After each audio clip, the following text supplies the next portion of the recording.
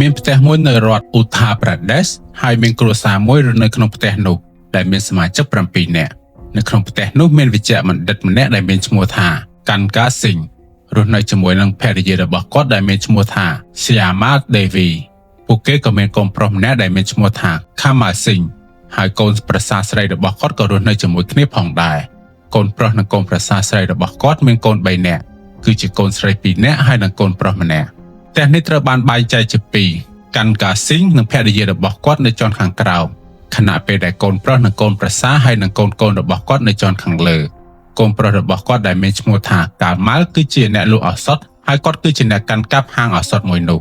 ការងារនៅក្នុងគ្រួសារទាំងអស់ភាគច្រើនស្ថិតនៅលើគាត់ដោយសារតែឪពុករបស់គាត់ Kanka មានជំងឺធ្ងន់ហើយធ្វើឲ្យគាត់មិនអាចធ្វើការបានបន្តទៀតមុននេះគាត់ធ្លាប់បើក clinic ប៉ុន្តែនៅពេលដែលគាត់មានជំងឺគាត់ក៏បានឈប់ធ្វើការទាំងស្រុងហើយ Kamal ក៏ត្រូវទទួលខុសត្រូវទាំងអស់នៅក្នុងហាងឱសថមួយនោះ Kamal បានដំណើរការហាងឱសថហើយកូនស្រីច្បងរបស់គាត់ដែលមានឈ្មោះថា Laxmi ក៏បានជួយការងារនៅទីនោះផងដែររាល់ពេលដែល Kamal ត្រូវទៅផ្សារឬទៅធ្វើការផ្សេងៗ Laxmi តែងតែជួយមើលហាងឱសថជំនួសឪពុករបស់នាងកូនស្រីទី2របស់គាត់មានឈ្មោះថា Yoti ហើយបានភ្ជាប់ពាក្យរួចមកហើយនឹងក្រុងរៀបការក្នុងពេលឆាប់នេះកូនប្រុសតូចរបស់គេមានឈ្មោះថា Devan ហើយកំពុងតែសិក្សាជាប្រចាំថ្ងៃជីវិតគ្រួសារនេះមើលទៅសុខសាន្តនិងគ្មានការខ្វះខាតអ្វីឡើយពួកគេរស់នៅបានយ៉ាងល្អហើយអាជីវកម្មរបស់ Kamal ក៏ដំណើរការបានល្អផងដែរជាក់ស្ដែង Devas មិនមែនជាកូនបង្កើតរបស់ Kamal នោះទេមុននេះកូនទី3របស់ Kamal គឺជាកូនប្រុសដែលបានកើតមកប៉ុន្តែជាអកុសលមិនអាចរស់រានមានជីវិតបានហើយដោយសារតែពួកគេចង់បានកូនប្រុសម្នាក់ទៀតក្នុងគ្រួសារហើយក្រោយមកនៅពេលដែលបងស្រីរបស់ Kamal បានសម្រាលបានកូនប្រុស Kamal ក៏បានសុំបងស្រីរបស់គាត់ដើម្បីចិញ្ចឹមកូនប្រុសម្នាក់នោះហើយបងស្រីរបស់គាត់ក៏បានសម្រេចចិត្តផ្ដល់កូនប្រុសម្នាក់នោះទៅឲ្យ Kamal ដើម្បីឲ្យគ្រួសាររបស់គាត់មានកូនប្រុសម្នាក់ផងដែរទោះជាយ៉ាងណាក៏ដោយ Kamal និងភរិយារបស់គាត់តែងតែស្រឡាញ់ Devan ដូចជាកូនបង្កើតរបស់ខ្លួនអញ្ចឹងមកដល់ថ្ងៃទី19ខែមករាឆ្នាំ2026គ្រប់គ្នាបានទៅធ្វើការជាប្រចាំថ្ងៃដោយធម្មតា Devan បានរៀបចំខ្លួនទៅសាលាហើយ Kamal ក៏បានទៅហាងឱសថរបស់គាត់ក្រោយមក Laxmi ក៏បានទៅជួយការងារនៅក្នុងហាងដោយធម្មតាប្រហែលជាម៉ោង2រសៀលសាលារបស់ Devan បានបញ្ចប់ជាធម្មតាមានមនុស្សមកពីផ្ទះដើម្បីមកទទួលគាត់ត្រឡប់ទៅផ្ទះវិញចប់ជានិច្ចប៉ុន្តែនៅថ្ងៃនោះមិនមាននរណាម្នាក់មកយកគាត់នោះទេ Devan មានអារម្មណ៍ថាចម្លែកហើយគិតថាពួកគេអាចជាប់រវល់ជាមួយនឹងការងារហើយភ្លេចមកយកគាត់ដូច្នេះគាត់ក៏បានសម្រេចចិត្តដើរត្រឡប់ទៅផ្ទះវិញដោយខ្លួនឯងពេលទៅដល់ផ្ទះគាត់បានដោះស្បែកជើងហើយចូលទៅក្នុងផ្ទះបន្ទាប់មកបានស្រែកប្រាប់ថាខ្ញុំត្រឡប់មកផ្ទះវិញហើយម៉ាក់ខ្ញុំត្រឡប់មកហើយប៉ុន្តែមិនមានការឆ្លើយតបអ្វីឡើយបន្ទាប់មក Devan ក៏បានដើរចូលទៅក្នុងផ្ទះហើយក៏បានឃើញជីតារបស់គាត់កំពុងតែដេកលើគ្រែដោយធម្មតាហើយជីតារបស់គាត់ក៏មិនបាននិយាយអ្វីដែរ Devan គិតថាប្រហែលជាជីតារបស់គាត់កំពុងតែសម្រាកបន្ទាប់មក Devan ក៏បានឮសំឡេងកង្ហាកំពុងតែបើកនៅជាន់ខាងលើគាត់គិតថាប្រហែលជាគ្រួសារទាំងអស់នៅខាងលើជុំគ្នាប៉ុន្តែ Devan ក៏មានអារម្មណ៍ចម្លែកថានេះគឺជារដូវរងាហើយហេតុអ្វីបានជាមានអ្នកបើកកង្ហា Devan ក៏បានហៅម្ដាយនិងបងស្រីរបស់គាត់ប៉ុន្តែមិនមានការឆ្លើយតបដូច្នេះហើយ Devan ក៏បានឡើងទៅជាន់ខាងលើដោយខ្លួនឯងដើម្បីបិទកង្ហាប៉ុន្តែនៅពេលដែលគាត់បើកទ្វារចូលបន្ទប់និងមើលឃើញខាងក្នុងភ្លាមគាត់មានអារម្មណ៍ភ័យខ្លាចយ៉ាងខ្លាំងហើយគាត់ក៏បានរត់ចេញពីផ្ទះភ្លាមនៅជិតផ្ទះមានហាងលក់ទំនិញតូចមួយដែលម្ចាស់ហាងស្គាល់គ្រួសាររបស់ Kamal យ៉ាងច្បាស់ Devan ក៏បានរត់ទៅហាងនោះប៉ុន្តែពេលចូលទៅដល់ក្នុងហាងគាត់មិនបានឃើញម្ចាស់ហាងនៅនោះទេឃើញតែភរិយារបស់គាត់តែប៉ុណ្ណោះគាត់បាននិយាយថាមីងសូមអញ្ជើញទៅផ្ទះជាមួយនឹងខ្ញុំមានអ្វីមួយមិនប្រក្រតីកើតឡើងនៅផ្ទះរបស់ខ្ញុំមិនយល់នោះទេស្ត្រីម្នាក់នោះបានឃើញ Devan ហើយក៏មានអារម្មណ៍ថាមានអ្វីមួយហាក់ដូចជាមិនស្រួលនាងចាប់ផ្ដើមមានការព្រួយបារម្ភព្រោះក្មេងនោះមើលទៅមានការភ័យខ្លាចយ៉ាងខ្លាំងនាងក៏បានសម្រេចចិត្តត្រឡប់ទៅផ្ទះនោះជាមួយនឹង Devan ពេលទៅដល់ជាន់លើនាងបានឃើញមនុស្ស3នាក់នៅក្នុងបន្ទប់ម្ដាយរបស់ Devan កំពុងតែដេកនៅលើគ្រែខណៈពេលដែលបងស្រីនិងជីដូនរបស់គាត់ដេកនៅលើដីបរិយាកាសនៅក្នុងបន្ទប់មានភាពស្ងប់ស្ងាត់និងមានសភាពធ្ងន់ធ្ងរខ្លាំងធ្វើឲ្យនាងភ័យខ្លាចយ៉ាងខ្លាំងនាងបានចាប់ផ្ដើមស្រែកនិងហៅអ្នកជិតខាងឲ្យមកជួយភ្លាមពេលអ្នកជិតខាងបានឮសំឡេងស្រែកហើយពួកគេក៏បានរត់មកផ្ទះនោះភ្លាមពេលឃើញស្ថានភាពនៅក្នុងបន្ទប់មនុស្សទាំងអស់មានការភ្ញាក់ផ្អើលយ៉ាងខ្លាំងស្ត្រីដែលទៅជាមួយនឹង Devan បានទូរស័ព្ទទៅហៅប្តីរបស់នាងហើយបានប្រាប់ថាមានរឿងធ្ងន់ធ្ងរបានកើតឡើងនៅក្នុងផ្ទះខាម៉ាល់បន្ទាប់ពីបានឮព័ត៌មាននេះហើយបុរសនោះក៏បានព្យាយាមតាក់ទងទៅខាម៉ាល់ប៉ុន្តែខាម៉ាល់មិនបានលើកទូរស័ព្ទនោះទេគាត់បានព្យាយាមហៅជាច្រើនដងប៉ុន្តែខាម៉ាល់នៅតែមិនឆ្លើយតបបុរសនោះក៏បានជិះម៉ូតូទៅផ្ទះនោះភ្លាមៗដើម្បីពិនិត្យមើលស្ថានភាពហើយនៅពេលនោះប៉ូលីសក៏ត្រូវបានហៅមកយ៉ាងឆាប់រហ័សមានបុរសម្នាក់មកពីភូមិបានជិះម៉ូតូទៅហាងរបស់ខាម៉ាល់ដើម្បីជូនដំណឹងគាត់មិនបានឃើញខាម៉ាល់នៅក្នុងហាងនោះទេដោយសារតែគាត់បានទៅផ្សារទិញសម្ភារៈនៅទីនោះមានតែលក្ស្មីកូនស្រីច្បងរបស់គាត់តែប៉ុណ្ណោះបុរសនោះក៏បានប្រាប់លក្ស្មីអំពីអ្វីៗទាំងអស់ដែលបានកើតឡើងបន្ទាប់មកលក្ស្មីក៏បានឡើងម៉ូតូជាមួយនឹងបុរសម្នាក់នោះហើយត្រឡប់ទៅផ្ទះវិញភ្លាមៗនៅពេលដែលទៅដល់ផ្ទះនាងមានអារម្មណ៍ព្រួយបារម្ភនិងខ្លាចយ៉ាងខ្លាំងចំពោះគ្រួសាររបស់នាង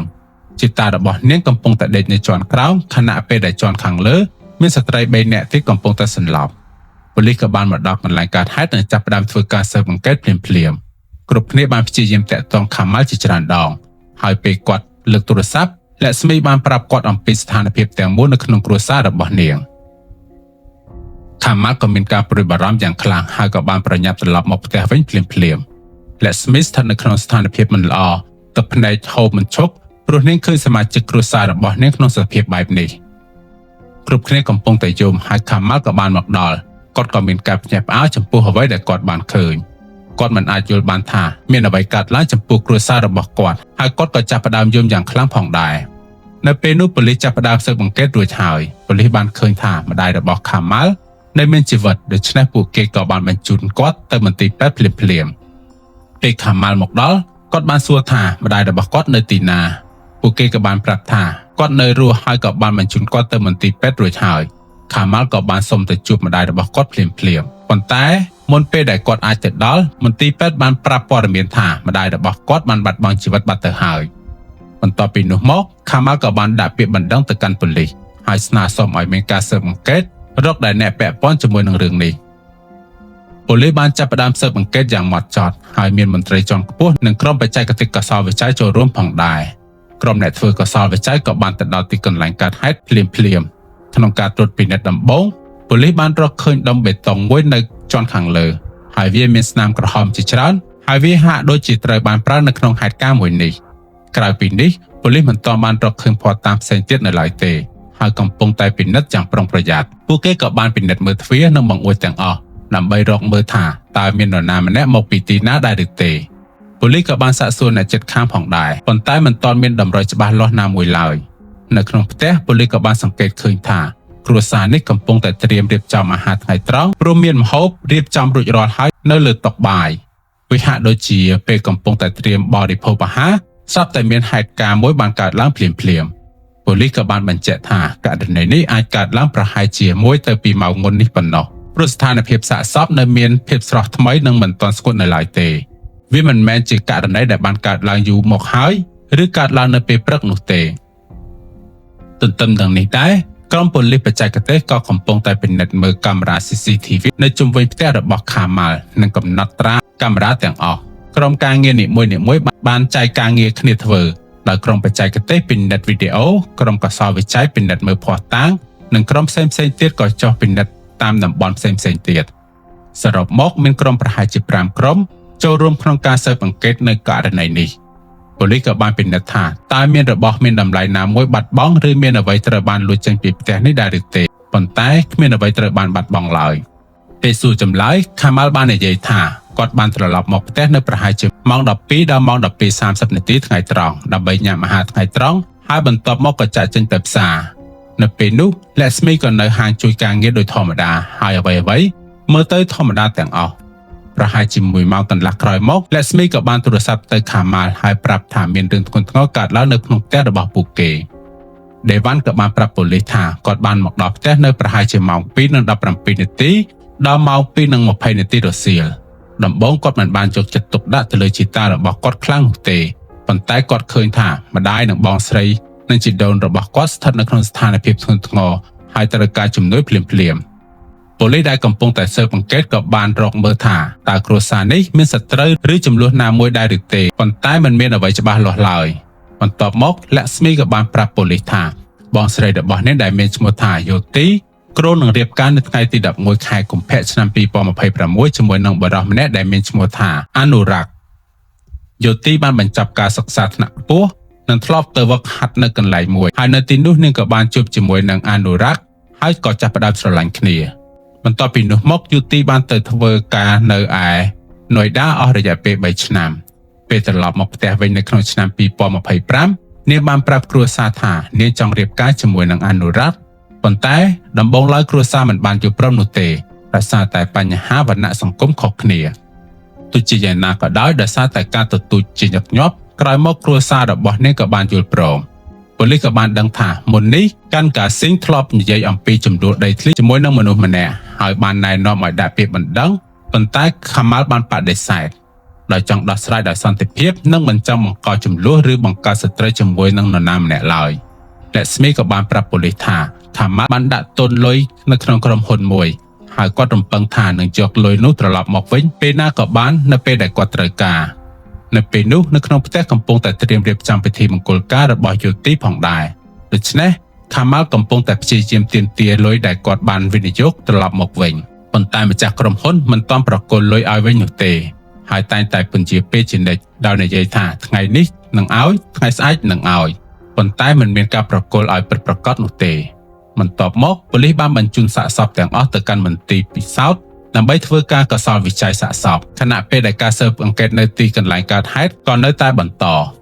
ប៉ូលីសបានយកប្រវត្តិហៅទូរស័ព្ទទាំងអស់ហើយបានរកឃើញថាលក្ស្មីបានទូរស័ព្ទទៅបងស្រីរបស់នាងយោទីនៅប្រហែលជាម៉ោង1រសៀលពេលសួរអំពីរឿងនេះលក្ស្មីបាននិយាយថានាងគ្រាន់តែទូរស័ព្ទទៅសួរថាតើឪពុករបស់នាងនៅផ្ទះឬបានចាក់ចេញទៅណាហើយប៉ូលីសក៏បានរកឃើញថាស្ថានភាពអនឡាញរបស់យោទីនៅដំណើរការរហូតដល់ម៉ោង1:20នាទីរសៀលហើយបន្ទាប់មកក៏បាត់សកម្មភាពបន្ទាប់ពីពិនិត្យបន្ថែមប៉ូលីសបានរកឃើញថាខាម៉ាល់បានត្រឡប់មកផ្ទះវិញនៅម៉ោង12:45នាទីរសៀលហើយនៅផ្ទះរហូតដល់ម៉ោង1:55នាទីរសៀលបន្ទាប់មកក៏ចាក់ចេញទៅវិញដោយម៉ូតូប្រហែលជាម៉ោង2:17នាទីដែនវ៉ាន់ក៏បានត្រឡប់មកផ្ទះហើយបន្ទាប់មកក៏បានរកឃើញហេតុការណ៍នេះប៉ូលីសគិតថាហេតុការណ៍នេះប្រហែលជាកើតឡើងក្នុងចន្លោះម៉ោង1:55នាទីដល់ម៉ោង2:17នាទីដែលមានត្រឹមតែប្រហែលជា20ទៅ20នាទីតែប៉ុណ្ណោះដោយសារតែពេលវេលាខ្លីបែបនេះប៉ូលីសគិតថាមនុស្សតែម្នាក់ប្រហែលជាមិនអាចធ្វើសកម្មភាពទាំងអស់នេះបាននោះទេដូច្នេះអាចមានមនុស្សជាច្រើនជាប់ពាក់ព័ន្ធពេលប៉ូលីសសួរចម្លើយខាម៉ាល់ប៉ូលីសក៏បានកត់សម្គាល់ថាសម្លៀកបំពាក់របស់គាត់មានស្នាមចម្លែកមួយចំនួនមានស្នាមនៅលើអាវនិងស្បែកជើងហើយមើលទៅដូចជាត្រូវបានលាងទឹកថ្មីៗនេះហើយនៅតែមានសំណើមនៅឡើយប៉ូលីសចាប់ផ្ដើមសង្ស័យថាខាម៉ាល់ប្រហែលជាបានព្យាយាមលាងសម្អាតស្នាមអ្វីមួយចេញពីសម្លៀកបំពាក់របស់គាត់បន្ទាប់មកពួកគេក៏បានសួរចម្លើយខាម៉ាល់ម្ដងទៀតខាម៉ាល់បាននិយាយថាគាត់បានត្រឡប់មកផ្ទះវិញប្រហែលជាម៉ោង12:30នាទីហើយក៏បានញ៉ាំអាហារបន្ទាប់មកក៏ចាក់ចេញទៅតាមការនិយាយរបស់គាត់នៅពេលដែលគាត់ចាក់ចេញទៅគ្រួសារទាំងអស់នៅធម្មតានិងមិនមានរឿងអ្វីកើតឡើងនោះទេប៉ុន្តែនៅពេលដែលប៉ូលីសពិនិត្យនៅក្នុងផ្ទះជាពិសេសនៅក្នុងផ្ទះបាយអាហារហាក់ដូចជាទើបតែត្រូវបានរៀបចំប៉ុន្តែមិនមានសញ្ញាថាមាននរណាម្នាក់បានញ៉ាំនោះទេហើយក៏មិនបានឃើញចានឬឧបករណ៍ប្រើប្រាស់ដែលបង្ហាញថាមានការញ៉ាំអាហាររួចរាល់ហើយដូច្នេះប៉ូលីសចាប់ផ្ដើមមានការសង្ស័យថាហេតុអ្វីបានជាមានស្នាមជាច្រើននៅលើសម្លៀកបំពាក់របស់ខាម៉ាល់ការសង្ស័យនេះបានធ្វើឲ្យប៉ូលីសកាន់តែផ្ដោតការយកចិត្តទុកដាក់ទៅលើខាម៉ាល់ជាងមុនក្រោយមកប៉ូលីសក៏បានបញ្ជូនសម្លៀកបំពាក់និងស្បែកជើងរបស់ខាម៉ាល់ទៅធ្វើការត្រួតពិនិត្យផ្នែកវិទ្យាសាស្ត្រនៅពេលនោះប៉ូលីសក៏បានឃាត់ខ្លួនខាម៉ាល់រួចហើយព្រោះមិនមែនគ្រាន់តែជាការសង្ស័យទៀតទេប៉ុន្តែពួកគេជឿជាក់កាន់តែខ្លាំងឡើងថាខាម៉ាល់អាចជាប់ពាក់ព័ន្ធជាមួយនឹងករណីមួយនេះបន្ទាប់មកនៅថ្ងៃទី20ខែមករាប៉ូលីសក៏បាននាំខ្លួនខាម៉ាល់មកសួរចម្លើយពួកគេបានសួរថាតើគាត់មានបានបង្កគ្រោះថ្នាក់ដល់សមាជិកគ្រួសាររបស់គាត់ដែរឬទេខាម៉ាល់ក៏បានទទួលសារភាពភ្លាមៗថាគាត់ពិតជាបានធ្វើអ្វីមួយទៅលើគ្រួសាររបស់គាត់ពិតមែនរឿងរ៉ាវគឺថាខាម៉ាល់ធ្លាប់រស់នៅជាមួយនឹងគ្រួសារដោយសុខសាន្តនិងមានការប្រព្រឹត្តល្អចំពោះគ្នាទៅវិញទៅមកគ្រប់គ្នានៅក្នុងផ្ទះមើលទៅមានសុភមង្គលដូចធម្មតាប៉ុន្តែនៅខែតុលាឆ្នាំ2025នៅពេលដែលខាម៉ាល់បានដឹងថាកូនស្រីច្បងរបស់គាត់ដែលមានឈ្មោះថាយោទីមានទំនាក់ទំនងស្នេហានឹងជាមួយនឹងបុរសម្នាក់ហើយនឹងមានគម្រោងរៀបការគាត់មានអារម្មណ៍ថាវាគឺជារឿងដែលមិនធម្មតានិងមិនសូវសមរម្យដូច្នេះគាត់ក៏បានប្រឆាំងយ៉ាងខ្លាំងចំពោះគម្រោងរៀបការមួយនេះ យ៉ាងណាមិញបន្ទាប់ពីយោទីបន្តស្នើសុំនិងពន្យល់គាត់ក៏បានយល់ព្រមប៉ុន្តែខាម៉ាល់នៅតែមានការព្រួយបារម្ភថាបើអ្នកជិតខាងដឹងថាកូនស្រីពៅរៀបការមុនកូនស្រីច្បងលក្ស្មីនោះមនុស្សជាច្រើននឹងនិយាយនឹងអាចប៉ះពាល់ទៅដល់កិត្តិយសគ្រួសាររបស់គាត់ដោយសារតែហេតុនេះហើយខាម៉ាល់ក៏បានសម្រេចចិត្តរៀបចំឲ្យកូនស្រីទាំងពីររៀបការជាមួយគ្នាគាត់ក៏បានចាប់ផ្ដើមស្វែងរកគូស្រករសម្រាប់លក្ស្មីផងដែរប៉ុន្តែនៅសល់ប្រហែលជា4ទៅ5ខែទៀតតែប៉ុណ្ណោះដូច្នេះការស្វែងរកត្រូវបានធ្វើឲ្យឆាប់រហ័សប៉ុន្តែពួកគេមិនអាចរកបានគូស្រករសមរម្យសម្រាប់លក្ស្មីនោះទេដូច្នេះខាម៉ាល់ក៏បានគិតគូរផែនការមួយទៀតដោយសម្រេចចិត្តបង្ហាញយោទីគឺជាកូនស្រីច្បងហើយលក្ស្មីគឺជាកូនស្រីពៅវិញគាត់ចាប់ផ្ដើមប្រាប់អ្នកជំនាញគាត់ថាយោទីគឺជាកូនស្រីច្បងហើយលក្ស្មីគឺជាកូនស្រីពៅ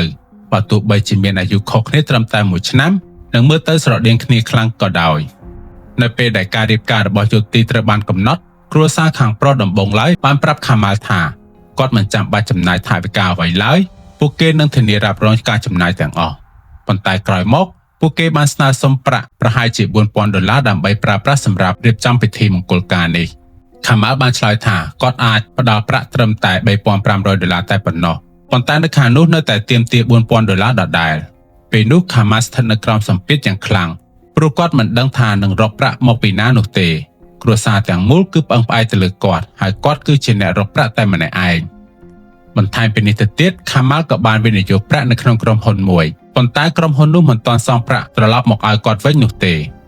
គាត់ក៏បានព្យាយាមសុំខ្ចីប្រាក់ពីបងប្អូនប្រុសស្រីរបស់គាត់ប៉ុន្តែពួកគេបានប្រាប់ថា8ថ្ងៃទៀតទើបអាចផ្ដល់ប្រាក់នោះឲ្យគាត់បានខាម៉ាល់បានឆ្លើយថាគាត់មិនអាចរងចាំរហូតដល់8ថ្ងៃនោះទេហើយនៅពេលនោះគ្រួសារខាងគូដណ្ដឹងរបស់យោទីក៏នៅតែបន្តសួរអំពីប្រាក់ជាញឹកញាប់យោទីខ្លួនឯងក៏បាននិយាយអំពីរឿងនេះហើយម្ដាយរបស់នាងក៏នៅតែរំលឹកខាម៉ាល់ជាញឹកញាប់អំពីរឿងនេះផងដែរយាយរបស់យោទីដែលមានទឹកប្រាក់ប្រហែលជា$3,000រួចមកហើយប៉ុន្តែខាម៉ាល់នៅតែខ្វះប្រាក់ប្រហែលជា$1,000ទៀតហើយគាត់មិនអាចរកបាននោះទេដោយសារតែហេតុនេះហើយគាត់កាន់តែមានសម្ពាធនិងកង្វល់កាន់តែខ្លាំងឡើងនៅថ្ងៃទី19ខែមករាគាត់បានត្រឡប់មកផ្ទះវិញដើម្បីញ៉ាំអាហារថ្ងៃត្រង់នៅពេលនោះភរិយារបស់គាត់កំពុងតែរៀបចំអាហារហើយបានសួរអំពីប្រាក់ដែលត្រូវប្រើសម្រាប់ពិធីមង្គលការនោះគាត់បានប្រាប់ថាពេលវេលាមិនសល់ច្រើនទៀតទេខាម៉ាល់ដែលកំពុងតែមានសម្ពាធខ្លាំងក៏បានឆ្លើយថាគាត់មិនទាន់អាចរកប្រាក់បាននៅឡើយទេពេលម្ដាយរបស់យោទីបានឮរឿងនេះហើយនាងក៏មានអារម្មណ៍ខឹងហើយក៏បាននិយាយដាក់គាត់យ៉ាងខ្លាំងដោយសារតែភាពតានតឹងនិងអារម្មណ៍កើនឡើងវាបានក្លាយទៅជាសម្ពាធយ៉ាងខ្លាំងក្រោយមកក៏មានការប៉ះទង្គិចអារម្មណ៍មួយបានកើតឡើងនៅក្នុងគ្រួសារហើយស្ថានភាពបានក្លាយទៅជាសោកនាដកម្មដ៏ធ្ងន់ធ្ងរមួយដែលបណ្ដាលឲ្យសមាជិកមួយចំនួននៅក្នុងគ្រួសារបានបាត់បង់ជីវិតនៅពេលនោះយោទីនៅជិតកន្លែងកើតហេតុហើយក៏បានរត់មកជួយសម្របសម្រួលនិងព្យាយាមបំបាច់ឪពុកម្ដាយរបស់នាងបន្ទាប់មកខាម៉ាល់ក៏បានឡើងទៅខាងលើផ្ទះដោយមានអារម្មណ៍ខឹងនិងសម្ពាធយ៉ាងខ្លាំងក្រោយមកស្ថានភាពកាន់តែធ្ងន់ធ្ងរឡើងហើយបណ្ដាលឲ្យមានការបាត់បង់ជីវិតបន្ថែមទៀតនៅក្នុងគ្រួសាររួមទាំងមនុស្សចាស់នៅក្នុងផ្ទះផងដែរក្រោយមកខាម៉ាល់ក៏បានចាកចេញពីកន្លែងកើតហេតុហើយទៅហាងរបស់គាត់ដោយយកប្រាក់មួយចំនួនតូចចេញទៅដូចជាចង់ទៅទិញរបស់អ្វីមួយគាត់ក៏មានគំនិតថាបន្ទាប់ពីរឿងទាំងអស់នេះចប់គាត់មិនចង់បន្តរស់នៅទៀតទេប៉ុន្តែនៅពេលនោះកូនស្រីច្បងរបស់គាត់លក្ស្មីក៏បានទូរស័ព្ទមកប្រាប់គាត់ថាមានរឿងអាក្រក់បានកើតឡើងនៅក្នុងគ្រួសាររបស់គាត់បន្ទាប់ពីទទួលដំណឹងនេះហើយគាត់ក៏បានបោះបង់គំនិតនោះចោលហើយក៏បានត្រឡប់ទៅផ្ទះវិញមុនត្រឡប់ទៅផ្ទះវិញគាត់បានសម្អាតសម្លៀកបំពាក់របស់គាត់ហើយពេលទៅដល់គាត់បានធ្វើដូចជាមានទុក្ខសោកខ្លាំងនិងបង្ហាញអារម្មណ៍សោកសៅយ៉ាងខ្លាំងខាម៉ាល់ស៊ីងត្រូវបានចាប់ខ្លួននិងបញ្ជូនទៅពន្ធនាគារខណៈពេលដែលសំណុំរឿងនេះត្រូវបានបើកដំណើរការក្រោមបទឃាតកម្មហេតុការណ៍ទាំងអស់នេះបានកើតឡើងនៅថ្ងៃទី20ខែមករាឆ្នាំ2026ក្រោយមកលក្ស្មីហើយនិងដេនវ៉ាស់ត្រូវបានបញ្ជូនឲ្យទៅស្នាក់នៅផ្ទះសាច់ញាតិហើយលក្ស្មីបាននិយាយថានាងមិនចង់ត្រឡប់ទៅផ្ទះនោះវិញទៀតទេព្រោះវាបានរំលឹកនាងឲ្យឃើញនៅអ្វីៗដែលបានកើតឡើងបច្ចុប្បន្នករណីនេះនៅមិនទាន់មានសារក្រមចុងក្រោយផ្សព្វផ្សាយយ៉ាងទូលំទូលាយនៅឡើយទេ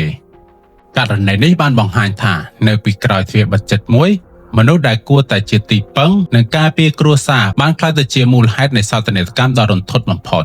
រឿងនេះបានបង្ហាញថាសម្ពាធអំពីលុយកាក់បញ្ហាគ្រួសារនិងការគិតមិនដល់អាចបំផ្លាញជីវិតមនុស្សជាច្រើនក្នុងពេលតែមួយគ្មានបញ្ហាណាដែលសមនឹងយកអំពើហិង្សាមកដោះស្រាយឡើយ